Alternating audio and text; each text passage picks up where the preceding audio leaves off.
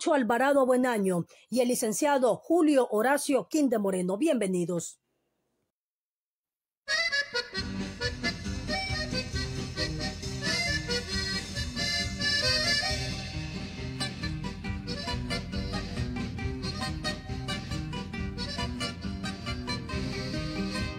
Desde que Dios amanece hasta que Dios anochece, se ve en el campo Buenos días, sembrado. buenos días, buenos días, buenos días, buenos días, buenos días, buenos días, Julito, buenos días a todos los ecuatorianos, buenos días, campesinos de mi patria, buenos días, agricultores de mi país, buenos días, comunidades montubias, buenos días, Ecuador, buenos días, buenos días, buenos días. Aquí estamos nuevamente, hoy 29 de mayo, una vez más, aquí en Quimmo TV Radio Digital. Aquí estamos, Quimmo TV Radio, aquí estamos nuevamente con Dignidad Montubia, con Lucho Alvarado, su amigo, su servidor, su compañero. Aquí estamos nuevamente el día de hoy.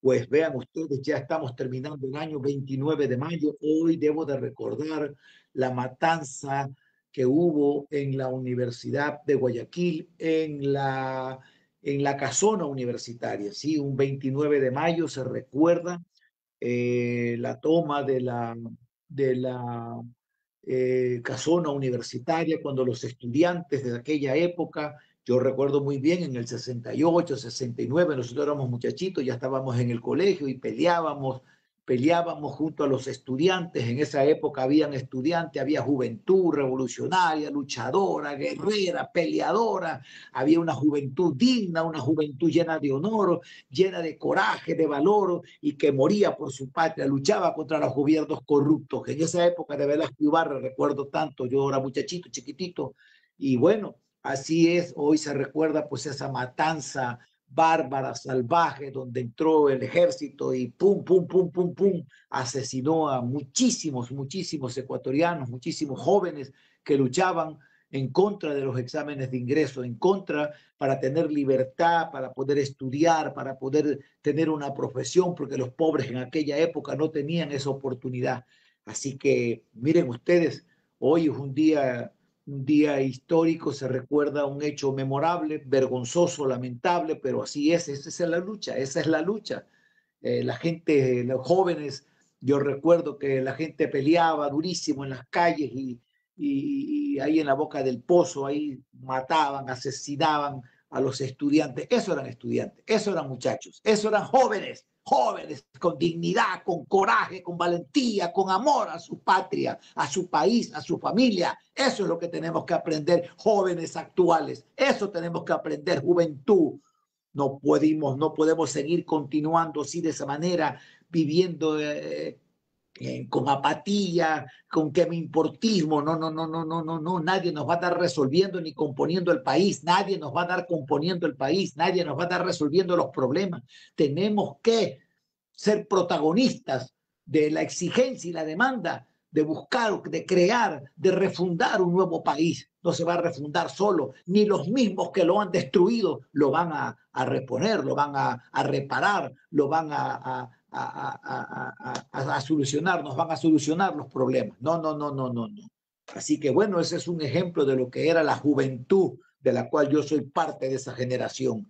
Una juventud digna, una juventud valiente, una juventud llena de coraje, llena de fervor, de entusiasmo, y que estaba dispuesta al sacrificio por luchar por su gente, por su país, por sus hermanos, por su patria. Así que hoy 29 de mayo se recuerda un día nefasto para la nación, un día realmente lleno de tristeza, porque fueron asesinados muchos estudiantes fueron asesinados en la casona universitaria, en las afueras de la casona, alrededor de la casona, en las calles de Guayaquil, pero se luchó, se peleó y se ganó, se conquistó ese triunfo y hubo pues la libertad y los exámenes de ingreso fueron abolidos, ¿no? Fueron definitivamente erradicados y se pudo, los estudiantes, la gente pobre pudo ingresar a la universidad en aquella época. Ayer también, ayer fue un día de recordación, el 28 de mayo, la que le llaman la gloriosa. El 28 de mayo fue un levantamiento que hubo en el pueblo de Guayaquil, cuando Guayaquil era un pueblo muy digno, muy lleno de honor, de coraje, de valentía, de gente guerrera, de gente luchadora, comprometida con su familia, con su patria, con su país, con su nación, con su gente, con sus hijos, con sus nietos. Y Guayaquil se levantó un 28 de mayo. Desgraciadamente le entregaron el poder a Velasco Ibarra. Algo pasó. Sí, traidores en la patria siempre han habido. Desde el inicio de la República siempre han habido traidores, traiciones, gente puerca siempre ha habido. Y una revolución, una revuelta que pudo haber cambiado la historia de nuestro país. Desgraciadamente, pues el 28 de mayo también asimismo fue traicionado, ¿no? Así que bueno, aquí estamos en el Ecuador de hoy, en el país de hoy, del que nos necesita, del que están exigiéndonos y demandándonos que busquemos solución a los problemas, que busquemos salidas, que busquemos alternativas, opciones. Sí, ese es el Ecuador de hoy. Así que en ese Ecuador de hoy, pues vemos que hay se ha comentado mucho esta semana sobre la, el informe del presidente. Se han hecho muchos comentarios, la mayoría de los comentarios coinciden, la gran mayoría, por no decir la totalidad de los comentarios coinciden, que definitivamente no se trata de un nuevo estilo de hacer política. No, no, no, no, hay que ser tonto para pensar así. No es un nuevo estilo de hacer política. La comunicación siempre tiene que mejorarse, tiene que construirse un canal o muchos canales de comunicación. La comunicación entre el ser humano es importante. Entonces aquí lo que hay es un problema de comunicación. Hay un problema de limitaciones en cuanto a la comunicación. Entonces se le hace difícil al señor presidente comunicarse con, con, con, con la forma correcta como debe de ser comunicado y ponen un informe TikTok ahí, videos y complementados. No, tampoco nadie está queriendo volver a esos discursos oratorias que eran de 3, 4 horas, incansables, pero sí un informe a la nación es un informe al país que requiere pues de contenidos, requiere de objetivos, de logros, de metas, de resultados, de proyecciones. Es un informe realmente donde el gobierno o el gobernante expresa al país pues cuáles son la actualidad, la situación actual y cómo vamos a resolver los problemas como nación, como país, cuáles van a ser las líneas a trazar, cuál es el horizonte, ¿verdad? Donde debemos llegar con esos logros, con esas metas, con esos objetivos. Pero nada de eso, pues, nada de eso ha sucedido y seguimos en la situación de que eh, nos parece realmente que el presidente, yo voy a dar una opinión muy personal, tal vez muchos no la compartan, pero hay cosas buenas que se han hecho, como por ejemplo haber como se dice, puesto al ejército en las calles. Eso fue una decisión muy correcta, ¿no? Muy correcta de haber hecho las tareas que corresponden para que el ejército salga a controlar las calles y las cárceles, que no lo hicieron los anteriores gobiernos, el anterior especialmente el de Guillermo Lazo. Eso es un hecho meritorio. Creo que el presidente hizo lo correcto y se vio en ese inicio, se vio que había una voz de mando, que había un liderazgo dentro del gobierno, pero hasta ahí como que llegó, porque de eso no pasó. Y las soluciones realmente, las soluciones son complejas, son complejas, requieren de muchas capacidades, de mucho compromiso también, pero por sobre todas las cosas, conocimiento, capacidades, experiencias. Las soluciones no son simplemente a bala, a plomo, no. Las soluciones son, son las que conocemos, las que nos hacen conocer los colombianos, los hermanos centroamericanos, los propios mexicanos, que son los que están viviendo estos estados de corrupción y estos estados narcos. Ya es un estado fallido y eso hay que tenerlo bien claro, cómo tenemos que, o qué es lo que tenemos que hacer para recuperar ese estado fallido, ese narcoestado en la que hoy estamos viviendo. Nos molesta a veces escuchar esta frase narcoestado, pero realmente es un narcoestado. Así que no podemos negar, no podemos ocultar una realidad que está ahí, que es evidente, que es un hecho notorio, público y que es de conocimiento general. El mundo sabe los problemas que está viviendo el Ecuador. Estamos tomados por esas mafias políticas, otrora eh, partidocracia corrupta. Ahora ya son mafias políticas, lo han revelado las investigaciones que se han hecho públicas como Metástasis, Purga, Encuentro, etcétera, han revelado realmente que las mafias políticas o los partidos políticos hoy están actuando como mafias políticas, están actuando al margen de la ley, ¿no? Están actuando de manera corrupta y obviamente están, como siempre estuvo la partidocracia corrupta, hoy las mafias políticas están al servicio de las oligarquías corruptas. Ya hemos hecho las aclaraciones respectivas, no todos los ricos o todos los empresarios son malos. Hay muy buenos empresarios, hay buenos industriales, hay gente ricos que han trabajado como el burro para poder tener su fortuna. Eso es meritorio, pero también hay empresarios malos que se han dedicado a saltar, a robar, a atracar el Estado. Y eso es lo que nosotros debemos de combatir, debemos decir, porque no podemos ocultar ni ser cómplices ni encubridores de estos delitos, de estos actos eh, reñidos con la ley, con la moral y que están afectando a la población ecuatoriana. Entonces, veíamos esta semana, aparte del análisis que se hacía de lo que el presidente no dijo, no supo decir, no pudo informar, no hubo nadie ahí bondadoso que le haga un escrito el informe a la nación, porque pudo haberlo leído como lo hacen los otros presidentes, o pudo haberlo leído en el Teleprom, ¿verdad? Pudo haberlo leído y haber hecho un buen discurso, un buen informe, pero no, que,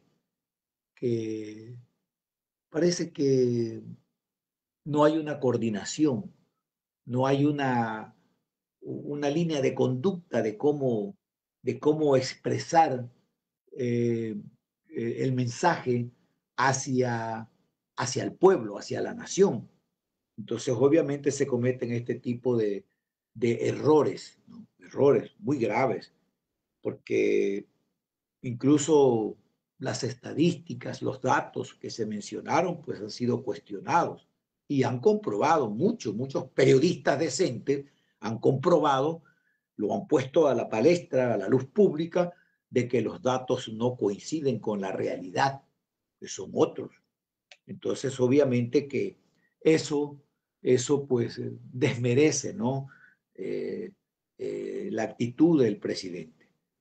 Así que esta semana se ha comentado mucho algunas otras cosas, como por ejemplo lo de Petroecuador. Lo de Petroecuador es una cosa gravísima, muy grave. Aquí nosotros no somos expertos petroleros ni somos especialistas en estos temas, pero tenemos la capacidad para recoger las diferentes opiniones, sistematizar esas opiniones y tener un criterio acercado a la realidad de lo que está sucediendo en el país. Entonces, el tema de Petroecuador es que no hay ministro titular.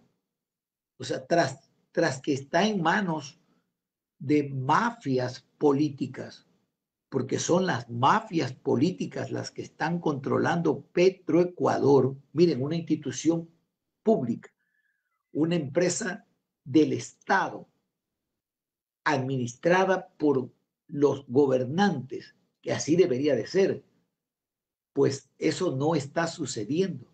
Está bajo el control total de las mafias políticas.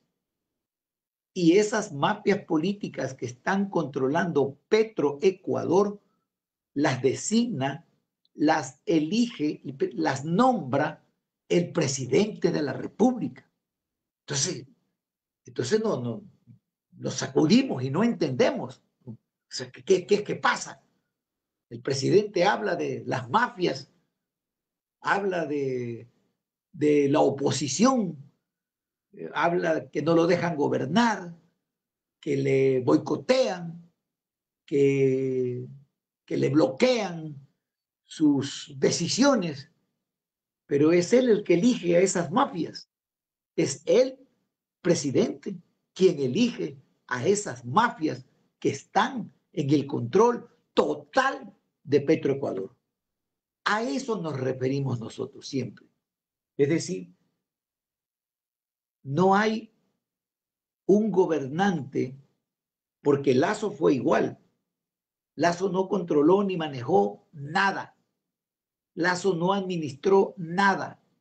Las mismas mafias políticas que administraron en el gobierno de Correa, el Estado, lo administraron en el gobierno de Moreno. Y esas mismas mafias políticas que administraron en el gobierno de Moreno y de Correa, administraron las empresas públicas, las instituciones públicas del Estado, las administraron en el gobierno de Lasso. Lasso mismo lo dijo. Lasso lo repitió varias veces, que era la misma gente que habían estado involucradas en actos de corrupción y todo lo que estaban administrando el país, porque él no tenía gente, así lo dijo, que no tenía gente. Y parece que Novita, no es que parece, es que ya es real. Los hechos así lo prueban, las evidencias lo demuestran, de que Novita tampoco tiene gente para administrar el país.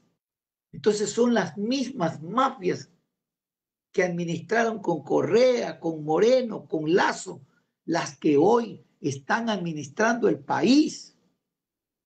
Entonces no vamos a salir de esta crisis, de esta tragedia. No vamos a salir. Eso es definitivo. No vamos a salir. Son esta misma gente que son parte de un proyecto político, que son parte de esas mafias políticas que están operando dentro del Estado con otros intereses que no son los intereses de la nación, los que están prácticamente gobernando. Y esto, muchísimos ecuatorianos, o sea, quienes deben de decir esto, no lo dicen.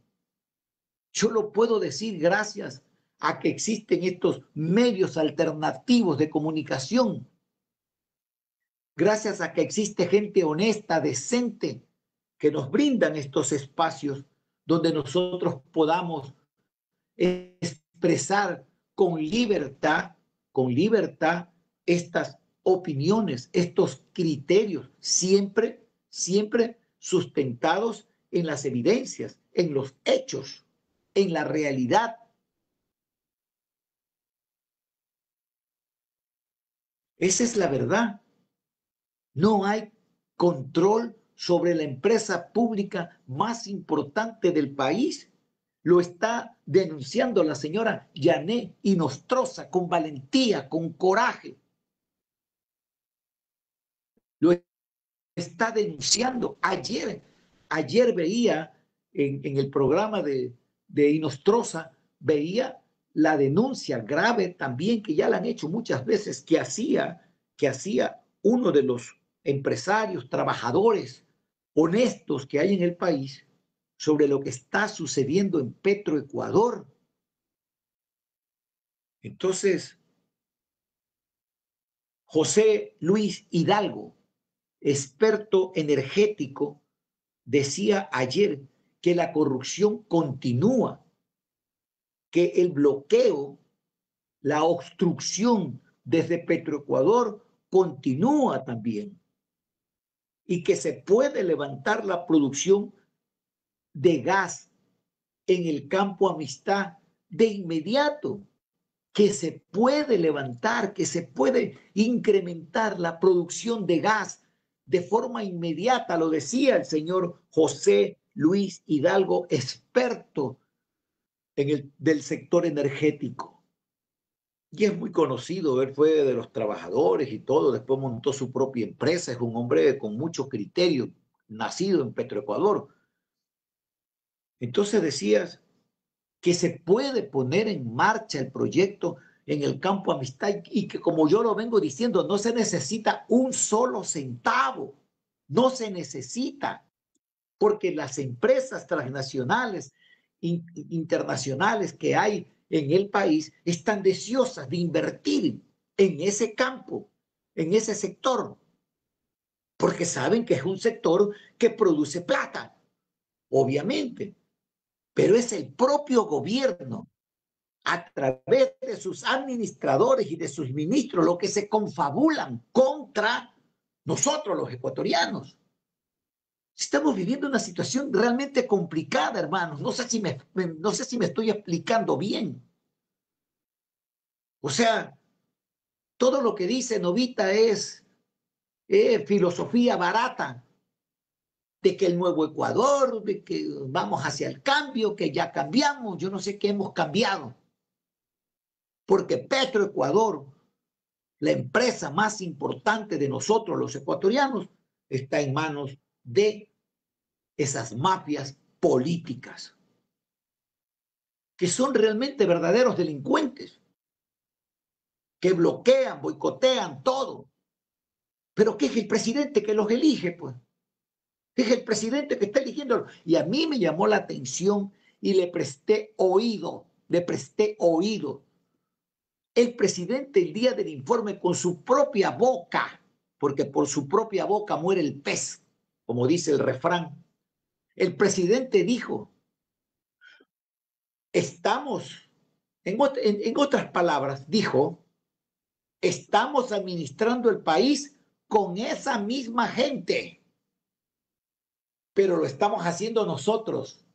Nosotros ya cambiamos, hemos cambiado, dijo. O sea, el presidente dijo, en otras palabras, que no las recuerdo bien, pero el presidente dijo esa frase de que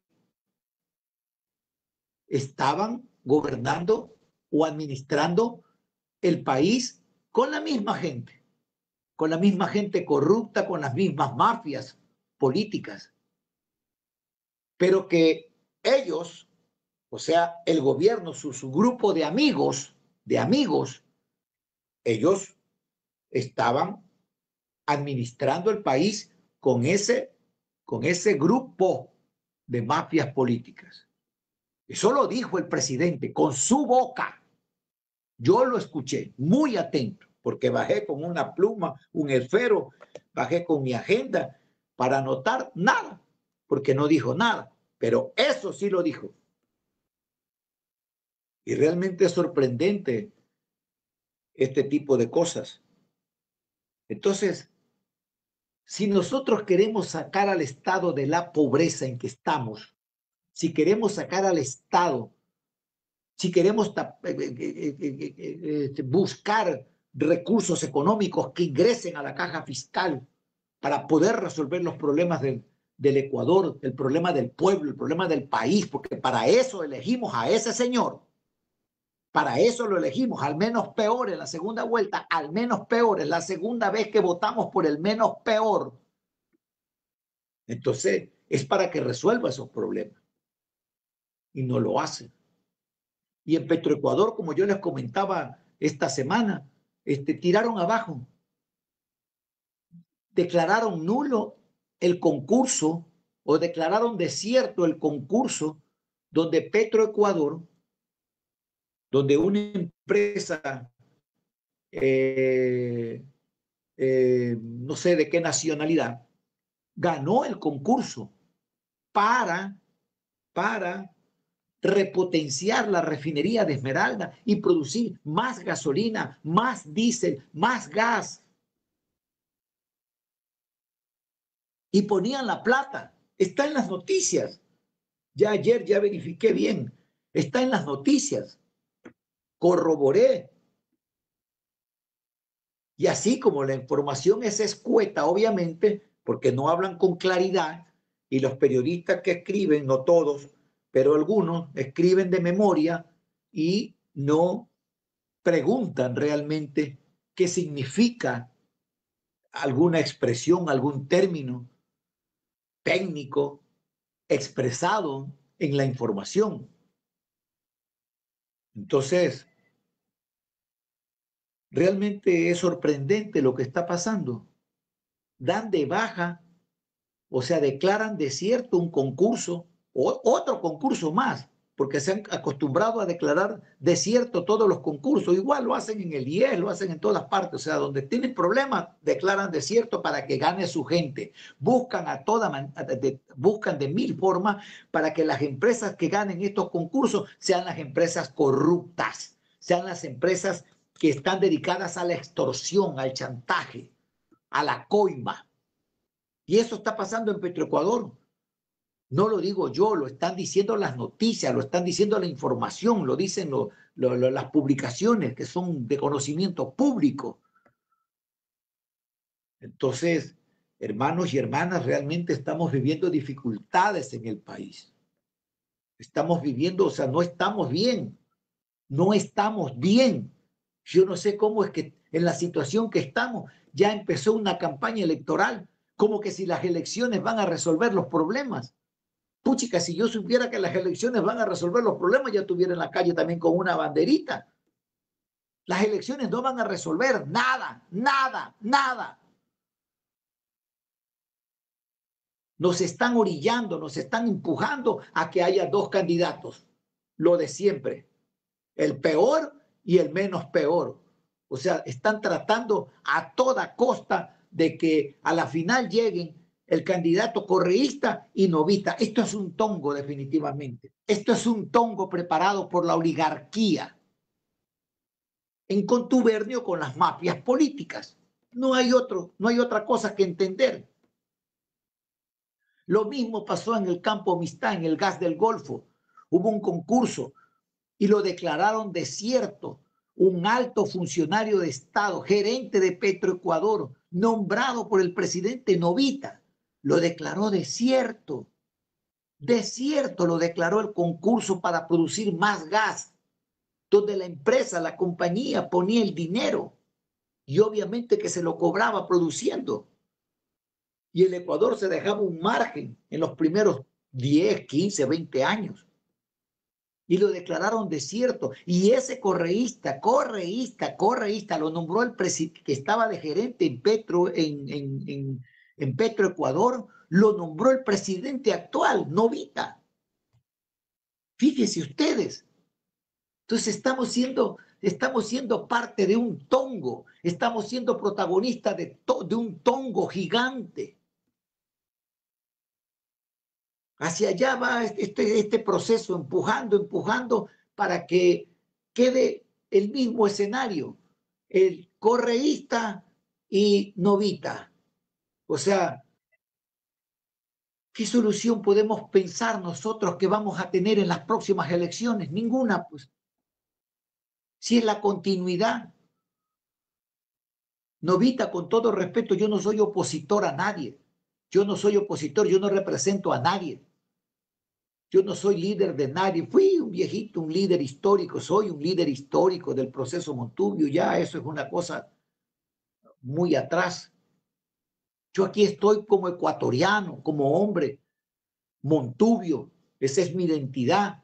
Expresando, opinando, dando criterios, tratando de ayudar a mi gente, a mi pueblo, para que escuchen, para que conozcan, para que debatan, para que lleven a la discusión estos temas.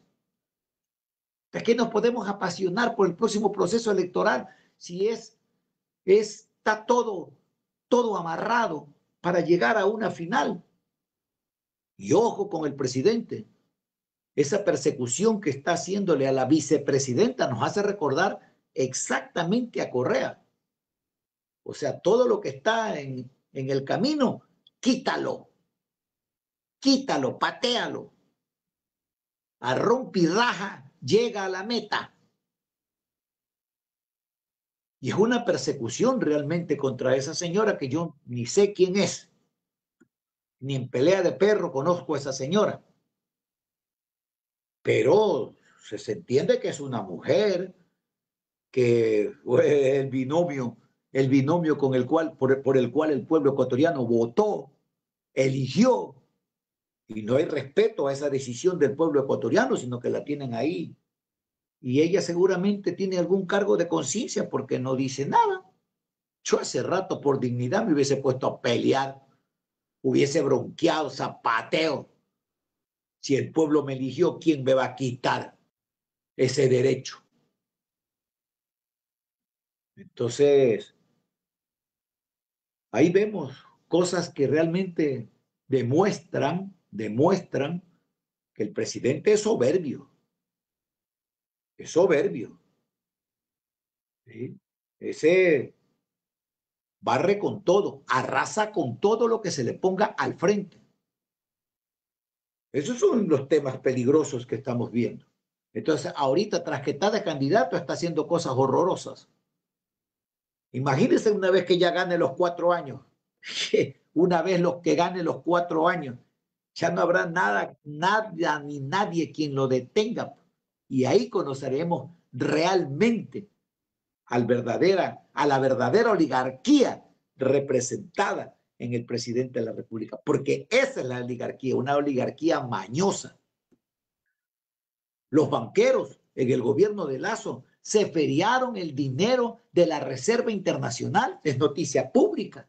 Los banqueros se feriaron el dinero, los recursos de la Reserva Internacional. Lazo depositaba toda la plata, tanto del SRI como la plata de los créditos internacionales, del Fondo Monetario, las depositaban en la cuenta que mantienen en Suiza de la Reserva Internacional. Y luego Lazo emitió un decreto autorizando a que los banqueros privados hicieran uso de ese dinero. Fíjense ustedes, está la denuncia de la economista Vilma Salgado, la denuncia del ingeniero economista, creo, Pedro Páez, ex subsecretario ex ministro ex presidente de Mercados, algo así. Una institución que se creó en el gobierno de Correa. Y la economista Vilma Salgado es ministra, ahí está. Nadie puede dudar de sus aseveraciones. Lo hicieron de manera contundente. Entonces, están pensando hacer lo mismo seguramente. Esos 4.000 millones de dólares que vienen del Fondo Monetario Internacional van a ir a la Reserva Internacional para que la banca privada haga su agosto. Y nadie ha investigado, nadie ha respondido, nadie la Asamblea Nacional, a quien le corresponde investigar, no lo ha hecho. Le corresponde fiscalizar qué pasó con esos 9.000 millones de dólares que teníamos en la Reserva Internacional, cuando la gente se estaba muriendo por falta de medicamentos en los hospitales, cuando centenares de niños, óiganme bien, noticia pública, cuando centenares de niños y viejitos como yo, de la tercera edad, murieron en las puertas de los hospitales porque no tuvieron medicina para sus enfermedades terminales, para sus graves dolencias. Centenares de niños. Publicación de la revista Vistazo. Centenares de niños se murieron porque no había medicamento para combatir esas enfermedades terminales, esas enfermedades catastróficas. Decenas de niños se murieron. Yo recuerdo que Cristina Reyes y mucha gente salió a decir, bueno, si tenemos 9.000 millones de dólares en la Reserva Internacional, ¿por qué no se utiliza ese dinero para comprar la medicina? Centenares de niños, o sea, es un gobierno culpable de asesinato, culpable de la muerte, porque el Estado es el responsable de dotar de medicamentos a esas criaturas, a esos viejitos, y no lo hizo. Hay una culpabilidad, hay un crimen de culpabilidad ahí. Entonces va a pasar lo mismo acá. Van a amontonar la plata en la Reserva Internacional para que los señores banqueros dispongan de ese dinero. Y de los 9.000 millones de dólares que estaban en la Reserva Internacional, se redujeron milagrosamente a 4.000. Noticias internacionales y las denuncias que hicieron estos dos caballeros, como Vilma Salgado, la economista, como lo hizo también el ingeniero Pedro Páez, ex funcionario de altísimo rango en el Estado, en el gobierno de Correa. Y bueno, a eso es que estamos llegando, ecuatorianos. Eso es lo que está pasando en el país. Entonces, una asamblea que no fiscaliza. Vean ustedes, acaban de aprobar una ley de reformas al Código de la Función Judicial. Aprueban una reforma que dice en uno de sus artículos que los jueces con prisión preventiva por delitos de corrupción tienen que gozar de licencia. Fíjense ustedes, esa es la clase de asamblea que tenemos. La misma asamblea que aprobó la condonación de las deudas de banqueros, empresarios tramposos, industriales, que nunca le pagan los impuestos al Estado. Esa asamblea que aprobó esa ley a favor, que condonó la ley, que condonó las deudas de los tramposos, de los empresarios tramposos, esa misma asamblea acaba de aprobar otro mamotreto de ley. Imagínense ustedes que los jueces, especialmente del Consejo de la Judicatura, los miembros, jueces que tengan prisión preventiva por actos de corrupción, de inmoralidad, de delincuencia, porque ya los jueces son delincuentes, muchísimos jueces son delincuentes, hay pocas excepciones, pero la mayoría de jueces son delincuentes, actúan como delincuentes. Por eso es que digo, ya no hay justicia en el país. Fíjense ustedes que los jueces que tengan prisión preventiva por alguna autoridad, algún otro juez o algún fiscal honesto, deben gozar de licencia. Es decir, que una vez que cometen el acto de corrupción o el acto delincuencial, los jueces tienen que pasar por, no sé, por la asamblea, no sé por dónde, retirando la licencia otorgada por la función judicial. Fíjese usted. A eso hemos llegado. A eso hemos llegado.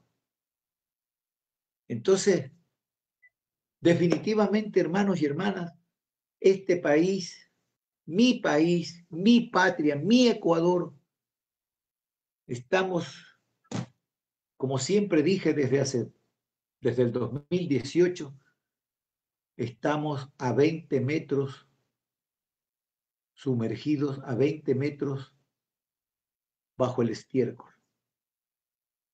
Esta es una gigante estercolera y que tratan de desviar la atención. Hay una prensa deshonesta que trata de desviar la atención y nos martillan todos los días con mentiras, con falacias. Hay un gobierno que nos está mintiendo todo el tiempo. Ahí está el proyecto Profectian, que nosotros los montubios elaboramos, diseñamos, construimos de manera colectiva el proyecto Profectian junto con los hermanos indígenas, con los hermanos afrodescendientes.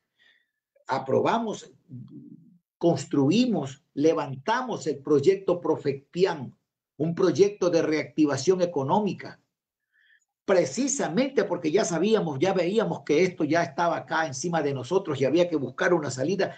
Creamos, diseñamos, elaboramos un proyecto de reactivación económica para nuestras comunidades, para nuestros pueblos indígenas, montubios y afroecuatorianos. Y ese proyecto nosotros desde la Subsecretaría de Derechos Humanos, con Luis Maldonado, ese líder histórico de la CONAIE, con Luis Maldonado, el otavaleño, a la cabeza, él y nosotros, 4 negros, dos montubios, 2 indígenas, empezamos a resolver ese proyecto y lo llevamos a las comunidades, bajamos a las comunidades, a las bases, y desde aquí, desde las bases, los montubios, igual que los indígenas y los negros, los montubios con sus dirigentes de Balsar, de Santa Lucía, de Daule, de Milagro, de Yaguachi, de Vinces, de Babahoyo, de Baba, de Manabí, de todos los cantones, se pusieron las pilas y construimos ese proyecto Profectian de reactivación económica para nuestras comunidades, $40 millones. Previamente habíamos conversado con los representantes del Banco Mundial, aquí en Quito, en el año 2020.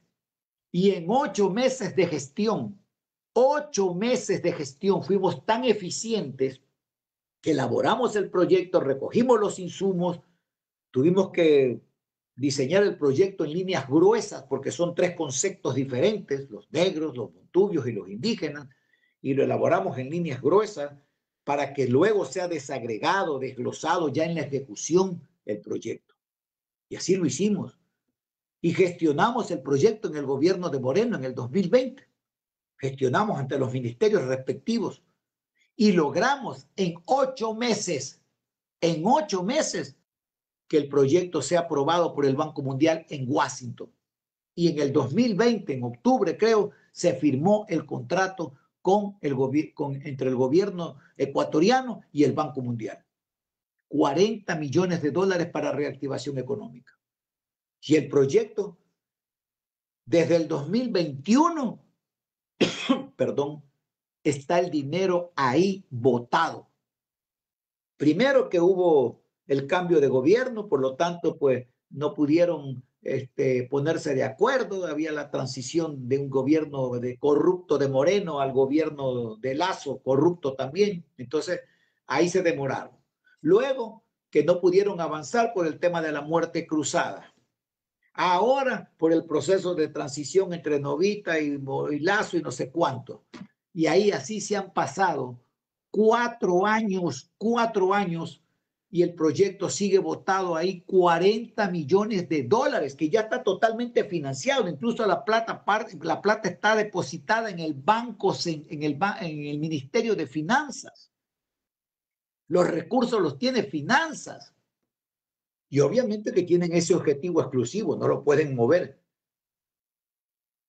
Ahí están 40 millones para resolver, para iniciar la solución al problema económico, porque la solución al problema económico del agro, la solución a la pobreza rural, lo hemos dicho 1000 veces, tantas veces, la solución al problema de la pobreza rural, porque ese es el problema en el agro, la pobreza rural. La pobreza rural es el problema del agro ecuatoriano y especialmente en el agro costeño. La pobreza rural se resuelve mejorando las condiciones productivas, incrementando la producción, bajando los costos de producción y obviamente que con los insumos orgánicos elaborado por las propias comunidades, porque para eso están esos 40 millones de dólares, para construir las plantas de insumos orgánicos en todas las comunidades que se puedan construir, tanto indígenas, montubios. Bueno, los indígenas sabrán lo que hacen con su plata. Acá en el caso de los montubios es para construir, para elaborar, para diseñar, para montar esas plantas de producción de insumos orgánicos, para reemplazar esos agrotóxicos, esos tóxicos que no han servido para nada y que son de alto costo y destruyen el suelo, la naturaleza, la vida, etcétera. Ya hemos hablado tanto de esto. Ahí está el dinero para que se resuelva el problema de que los montubios puedan elaborar sus propios insumos orgánicos. Y no hay ningún problema, ya está plenamente comprobado, reemplazar la urea, reemplazar todos esos tóxicos. Para eso es el dinero, ahí está el dinero. Para bajar los costos de producción, produciendo nuestros propios insumos. Para regenerar los suelos, porque los suelos están totalmente desgastados, oxidados, saturados, intoxicados, para que se me entienda. Los suelos están destruidos por ese uso indiscriminado y irresponsable de tóxicos. Entonces hay que regenerar los suelos y la mejor forma de regenerarlos es con los insumos orgánicos. O sea que aparte de bajar los costos, también nos ayudan a regenerar los suelos. Mejorar la productividad, claro, la semilla peruana que están produciendo en Loja ya tienen nacionalizada la semilla peruana porque no les ha quedado otro camino, porque INIAC eso no existe, Ministerio de Agricultura no ha hecho absolutamente nada. Entonces ahí está la solución al problema de la pobreza rural.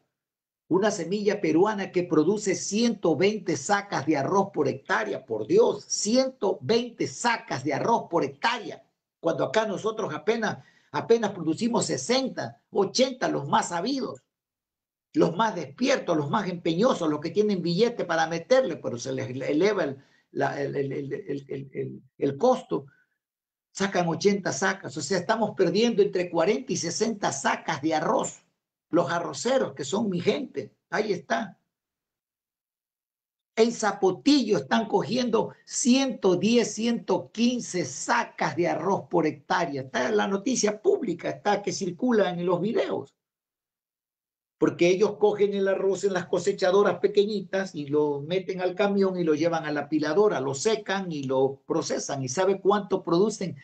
150 quintales de arroz pilado produce una hectárea de arroz en Zapotillo.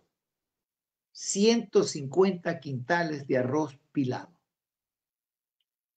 Imagínense una producción bárbara y de excelente calidad, solo cambiando el concepto de producción, cambiando la visión de lo que es producir bajo un criterio diferente, bajo un concepto y una visión totalmente diferente a la tradicional, a la que nos enseñó la universidad.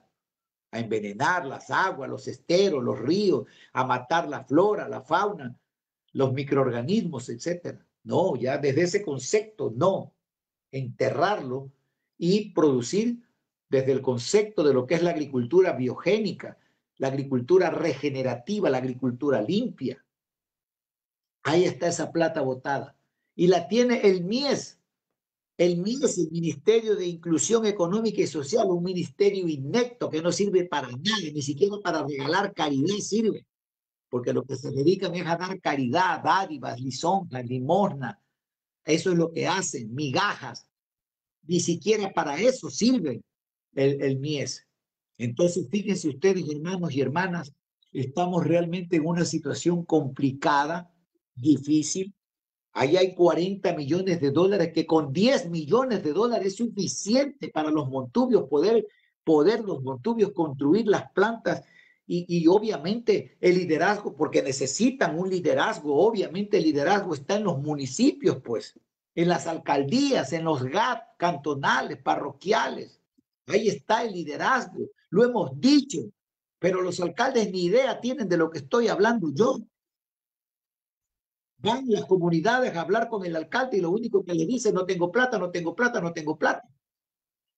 Entonces, así no vamos a resolver. Entonces, el presidente dice: tengo un plan Fénix. ¿Y cuál plan Fénix si los alcaldes no tienen ni idea? de lo que estamos hablando.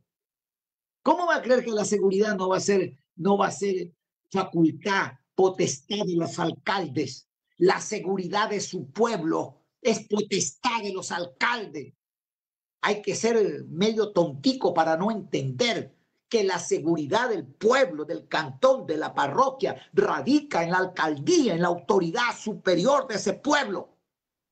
Que el desarrollo económico es una facultad, una potestad del alcalde, de la parroquia, de la junta parroquial, de la prefectura, que no sirven para nada más que para repartir dádivas y migajas. Esas prefecturas deberían de ser eliminadas, no han servido para nada. Pero las alcaldías tampoco están sirviendo. Están dedicadas a inaugurar puentes, a inaugurar, a inaugurar ¿cómo se llama? Malecones, a inaugurar monumentos, a inaugurar canchas deportivas, a inaugurar parques. O sea, se han dedicado a eso. Cuando el problema es la pobreza rural, el problema es la pobreza rural, ese es el problema, la pobreza rural. Y la pobreza rural puede ser combatida, por supuesto, lo estamos diciendo, mejorando las condiciones productivas, una mejor calidad de semilla, altamente productiva, produciendo los propios insumos orgánicos, regenerando los suelos, bajando los costos y comercializando directamente. Y para hacer reactivación económica hay que incorporar otras ciencias, como el agroturismo, como la gastronomía, que es lo mismo, pero lo digo para que se me entienda, la gastronomía, el agroturismo, el ecoturismo, o sea, hay como incorporar otras riquezas que tenemos en el agro, como los ríos de agua dulce, las arenas, las playas de agua dulce. O sea, hay un montón de soluciones en el agro y que nosotros podemos aprovecharlas, pero no lo hacemos. Imagínense ustedes a la salida de los pueblos, a la parte de atrás de los pueblos, en los bypass, construir unos centros de comida, unos paraderos turísticos con cultura, de paja toquilla, de cadi, de caña, guadúa, de platos típicos, pero ni siquiera la idea la tienen. Lo que es la cultura, y van y hacen cosas de cemento, hacen que tontos. ¿Ya? Entonces, hermanos y hermanas, ahí están, estos son los problemas del Ecuador. Tenemos que hacer conciencia, tenemos que afinar más la conciencia, tenemos que entender esta realidad, tenemos que ir viendo que si ya despertamos, porque la votación anterior para mí fue un despertar, esa votación última que hubo de la consulta popular, pues vayamos trabajando en eso, porque sepamos que las próximas elecciones no son la solución, no son la solución. Las mismas mafias políticas no van a resolver absolutamente nada. No van a resolver absolutamente nada. Por el contrario, se va a consolidar más el narcoestado, como pasó con Lazo. En el gobierno de Lazo se consolidó el narcoestado. Así que no hay plan de educación ni de salud, no sabemos nada sobre un plan nacional de desarrollo que nadie conoce, que nadie sabe quién lo hizo, dónde lo hicieron. Así que, hermanos y hermanas, estas son las realidades. No nos dejemos contaminar ni contagiar por la novelería del proceso electoral. Ninguno, ni Correa, ni Nebot, ni Novita, ni nadie son la solución al problema. Tenemos que buscar más adelante un proceso de unidad, un proceso unitario, un proceso de plantear una solución al problema, elegir gente, candidatos antimafias, antioligarquías. Ya hemos dicho aquí, les he probado hasta la saciedad en todos los espacios que tenemos que las oligarquías nos han robado y nos seguirán robando. Y las mafias políticas están al servicio no solo de las oligarquías, sino también ahora del crimen organizado, al servicio del crimen organizado y de las oligarquías. Nosotros estamos jodidos, estamos en la desgracia. Así que muchísimas gracias, ecuatorianos. Ha sido un gusto enorme. Gracias por permitirnos ingresar a vuestros hogares y nos vemos. Bueno, la próxima semana es posible que esté en un acto internacional participando, por lo tanto, pues tal vez el programa, pues bueno, pero vamos a tratar de nos vemos la próxima semana, ¿ok? Nos vemos. Un gusto saludarlos. Muchas gracias. ¡Viva la patria, carajo!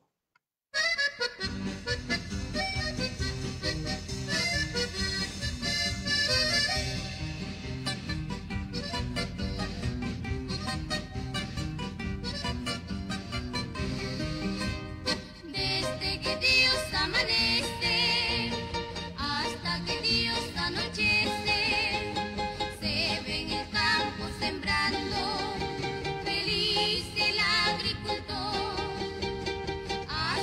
En cumplimiento a la Ley Orgánica de Comunicación, indicamos que Quimmo TV Radio Digital no se responsabiliza por las opiniones vertidas en este espacio. Son de responsabilidad de quienes la emiten.